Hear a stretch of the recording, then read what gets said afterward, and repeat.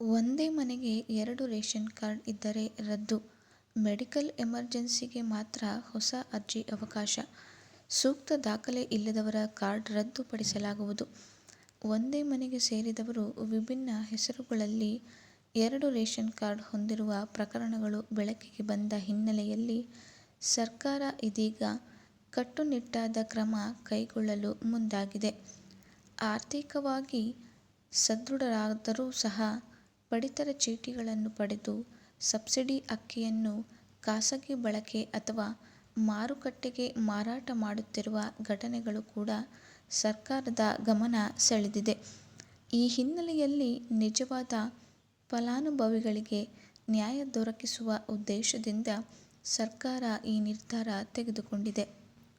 ಇಂತಹ ದ್ವಿತೀಯ ಕಾರ್ಡ್ಗಳನ್ನು ಹೊಂದಿರುವವರು ತಾವಾಗಿಯೇ ಕಾರ್ಡ್ ಅನ್ನು ಹಿಂತಿರುಗಿಸಬೇಕೆಂದು ಸರ್ಕಾರ ಹಿಂದೆಯೇ ಎಚ್ಚರಿಕೆ ನೀಡಿತ್ತು. ಆದರೆ ಸಾಕಷ್ಟು ಪ್ರಮಾಣದಲ್ಲಿ ಸ್ಪಂದನೆ ದೊರಕದ ಕಾರಣ ಈಗ ನೇರವಾಗಿ 2 ಕಾರ್ಡ್ಗಳನ್ನು ರದ್ದುಪಡಿಸಲು ಕ್ರಮ ಕೈಗೊಳ್ಳಲಾಗಿದೆ.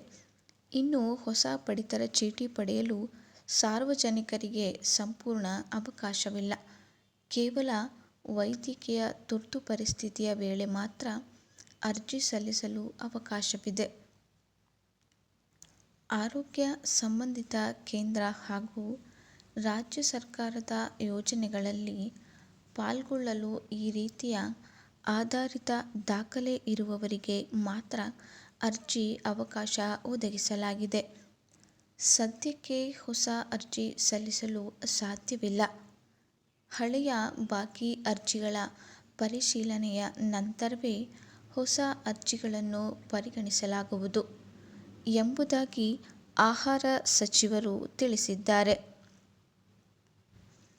ಅಲ್ಲದೆ ಒಂದು ಮನೆಯಲ್ಲಿ ಅತ್ತೆ ಹೆಸರಿನಲ್ಲಿ ಒಂದು ಕಾರ್ಡ್ ಹಾಗೂ ಸೊಸೆ ಹೆಸರಿನಲ್ಲಿ ಮತ್ತೊಂದು ಹಾಗೂ ಸೋದರರ ಹೆಸರಿನಲ್ಲಿ ಇನ್ನೊಂದು ಎಂಬಂತೆ ಕಾರ್ಡ್ಗಳನ್ನು ಪಡೆದು ಬಡವರಿಗೆ ಸಿಗಬೇಕಾದ ಸೌಲಭ್ಯಗಳನ್ನು ಅಕ್ರಮವಾಗಿ ಪಡೆಯುತ್ತಿರುವುದು ಸರ್ಕಾರ ಗಂಭೀರವಾಗಿ ಪರಿಗಣಿಸಿದೆ.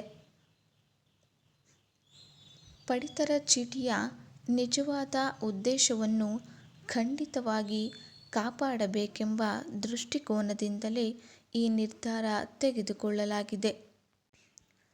ಎಲ್ಲ ಅರ್ಹ ಫಲಾನುಭವಿಗಳು ನಿಯಮಿತವಾಗಿ ಪಡಿತರ ಪಡೆಯಲು ಈ ಕ್ರಮ ನೆರವಾಗಲಿದೆ ಎಂಬ ನಂಬಿಕೆ ಸರ್ಕಾರದ್ದು.